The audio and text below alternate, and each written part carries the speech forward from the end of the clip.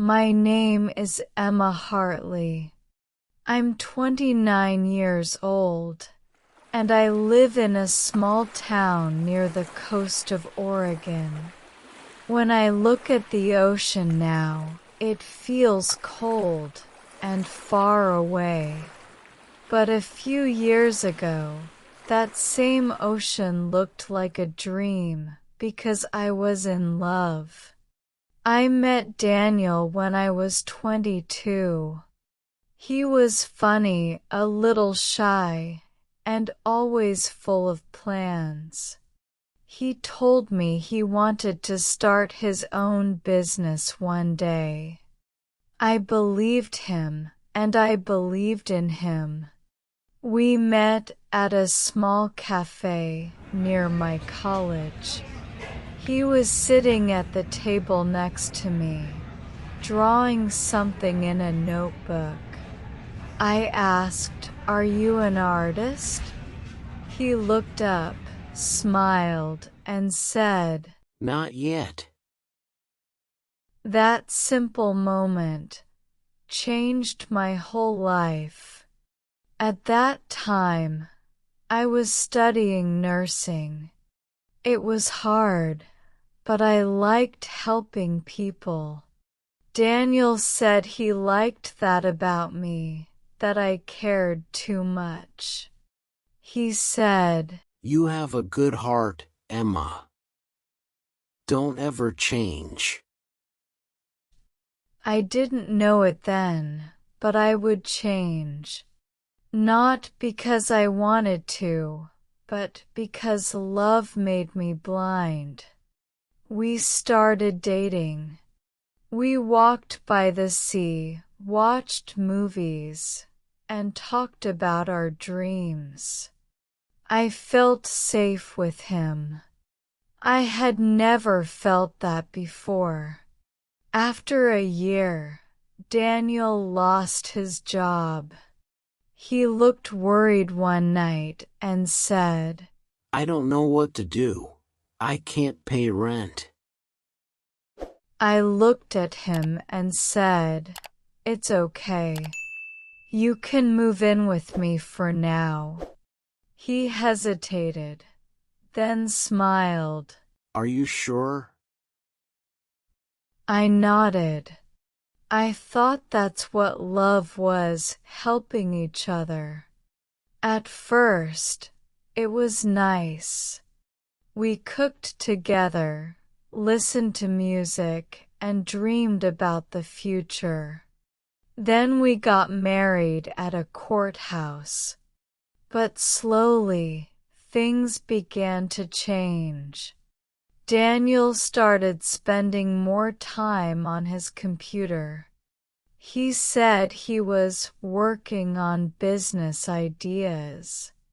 Sometimes, he didn't even look at me for hours. One evening, I came home tired from a long shift at the hospital. The dishes were still on the table. His clothes were everywhere. I sighed and asked softly, "Could you please help a little?" He didn't look up. "I'm busy. You don't understand how hard I'm working."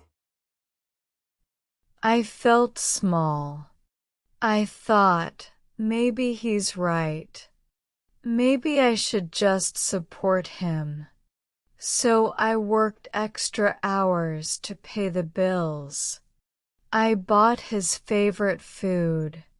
I told him he could follow his dream while I worked. For a while, that made me proud. I thought I was being strong, loyal, and loving. But deep down, I was slowly giving up my own dreams.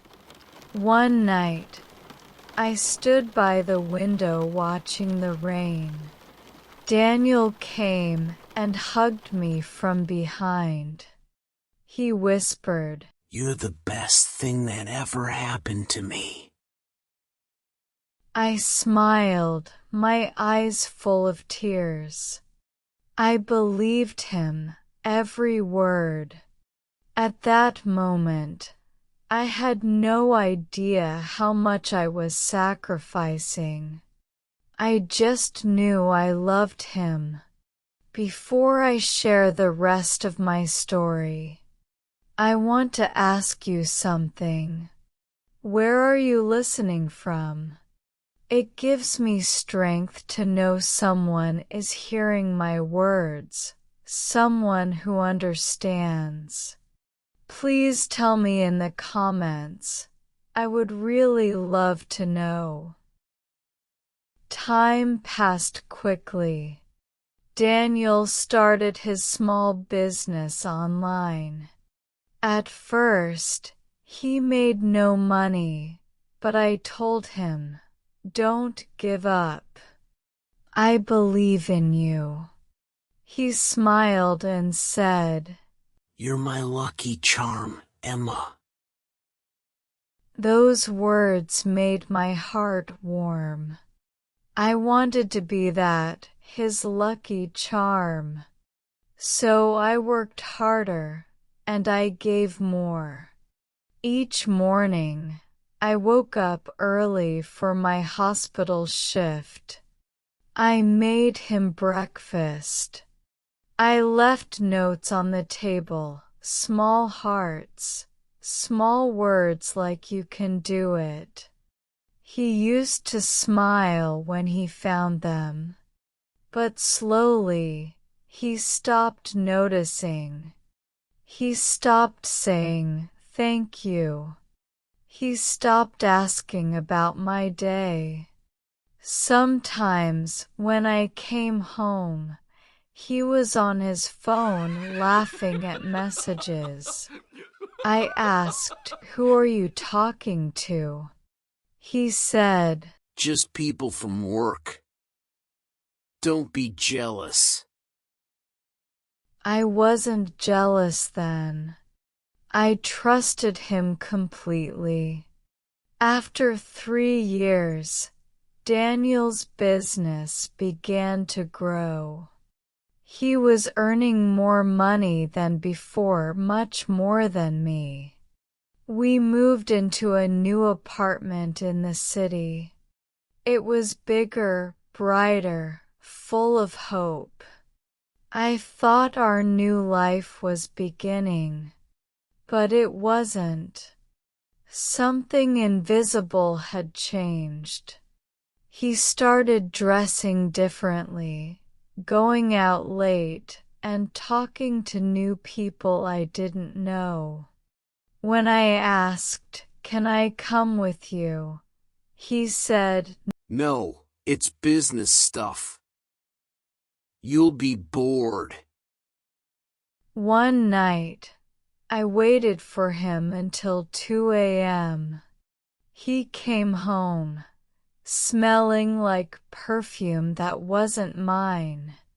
I wanted to ask, but I couldn't. My heart was beating too fast. He looked at me and said, "Why are you still awake?"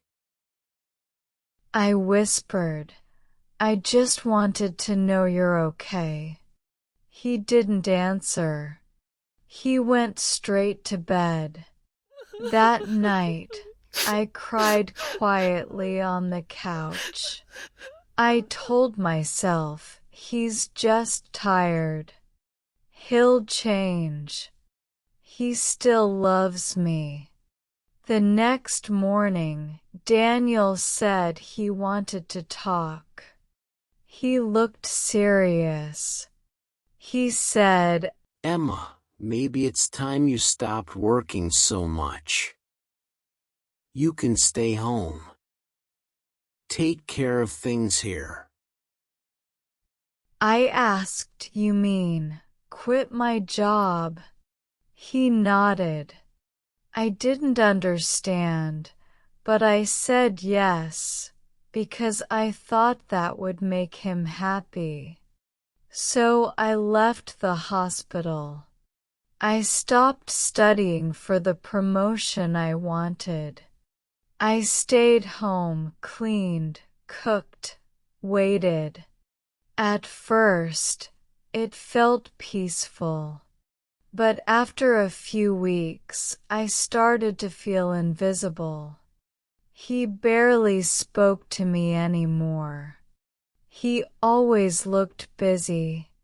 When I tried to hug him, he moved away. When I said, "I miss you," he said, "You're too emotional, Emma." I started to believe it. I thought maybe I was the problem. Maybe I cared too much. Then, one day, I found a message on his phone. It was from a woman named Olivia. She wrote, "Can't wait to see you again tonight." My hands started to shake. I felt cold all over. When he came home, I asked, "Who is Olivia?" He smiled like it was nothing. He said, "Just a friend from work." I wanted to believe him, but his eyes told the truth. He wasn't my Daniel anymore. That night, I couldn't sleep. I lay in bed, listening to the sound of his breathing beside me. And I knew love had turned cold. I remember the morning clearly. It was quiet, too quiet. I woke up and saw Daniel packing a small bag. I asked, "Are you going somewhere?" He didn't look at me. He said, "I need space, Emma. I'll stay with a friend for a while." My chest felt tight. "A friend," I whispered. "Do you mean Olivia?" He sighed. "Don't start. You're always so dramatic." I wanted to scream, but my voice broke. I said, "Daniel, please. I gave up everything for us. Please don't do this." He stopped, looked at me for a moment, and said quietly, "You'll be fine." Then he left. That sound, the door closing, felt like my heart breaking. I sat on the floor for a long time, holding my phone, waiting for a message that never came. Days passed. I sent him texts. He ignored them. I called. No answer. I didn't eat much. I couldn't sleep. I just stared at the ceiling, asking myself, what did I do wrong? Then, 2 weeks later, I discovered I was pregnant. I remember standing in the bathroom, holding the test in my shaking hands. I said out loud, "Oh God, Daniel." My heart was racing. I didn't know if I should cry or smile. I texted him, "Please, can we talk? I have news." He replied hours later, "Not now. I'm busy." That was it. Just 3 words. I wanted to hate him, but I still loved him. I told my parents about the baby. They were shocked, but supportive. My mom said, "You're strong, Emma. You'll get through this. I hoped Daniel would come back when he knew about the baby. But he didn't.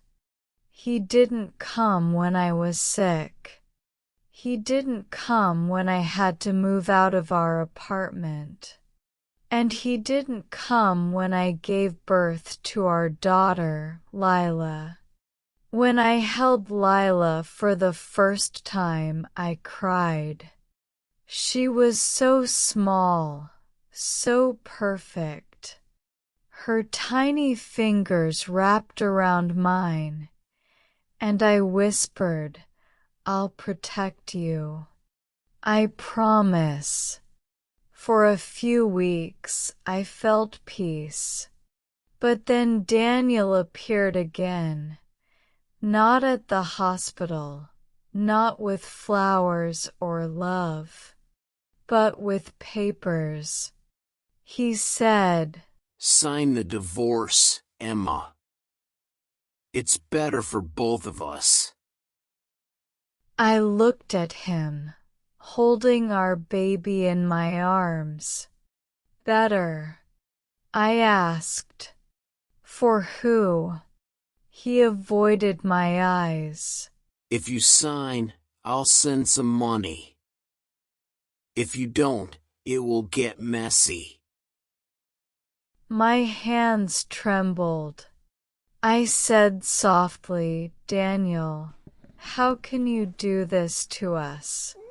He just shrugged. The man I once loved, the man I gave everything to, was gone.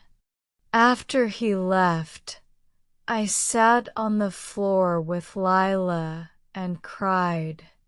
I thought about every sacrifice I made. Leaving my job, my dreams, my home, all for love. And now I was alone, a mother with no plan and a broken heart. But when I looked at my baby's face, I felt a strange inner strength. I whispered, "I can't let this destroy me. I have to be strong for you." And that was the moment I decided I would start again. The story continues in 10 seconds. Pause the video to review the new vocabulary and answer the quiz questions. The first few months after Daniel left were the hardest of my life. I was tired all the time. I didn't sleep much because Lila cried every few hours. Sometimes I just sat on the bed, holding her, whispering, "It's okay. Mommy's here." Money was a big problem. Daniel had taken almost everything from our bank account. I had only a few dollars left, and I didn't know what to do.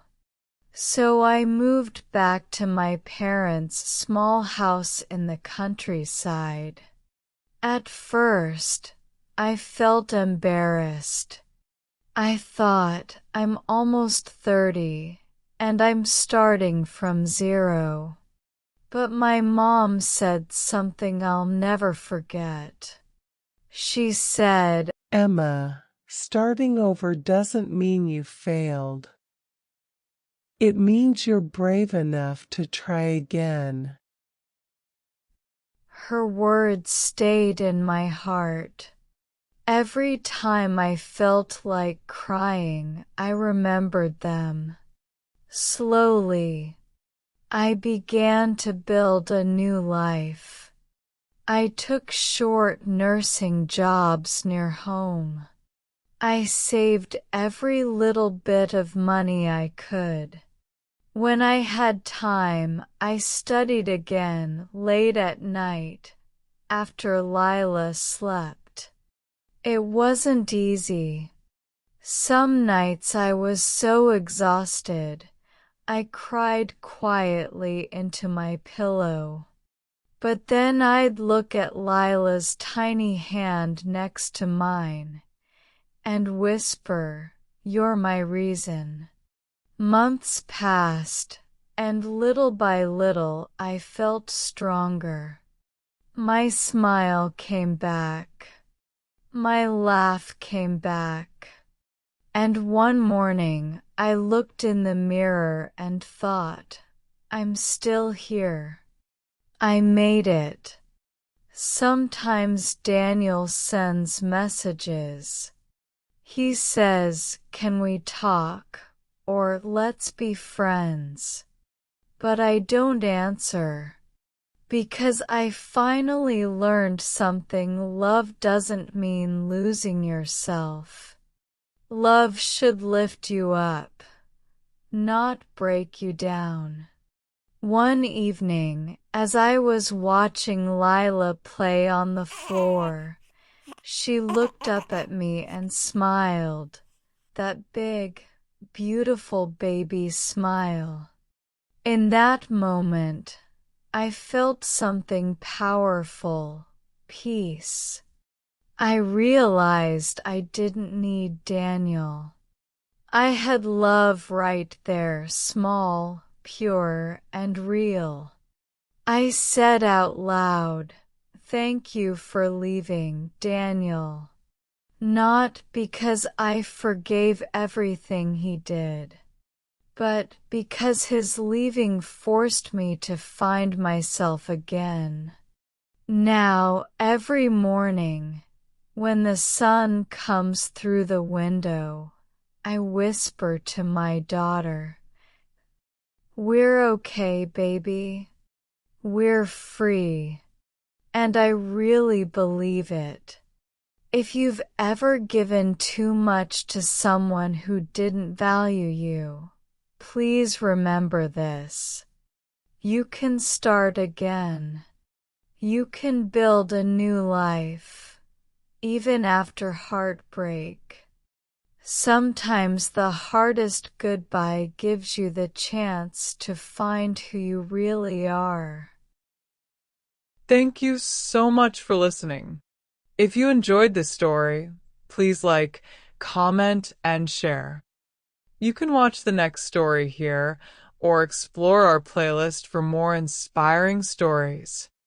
And don't forget to subscribe. More emotional stories for learning English are coming soon.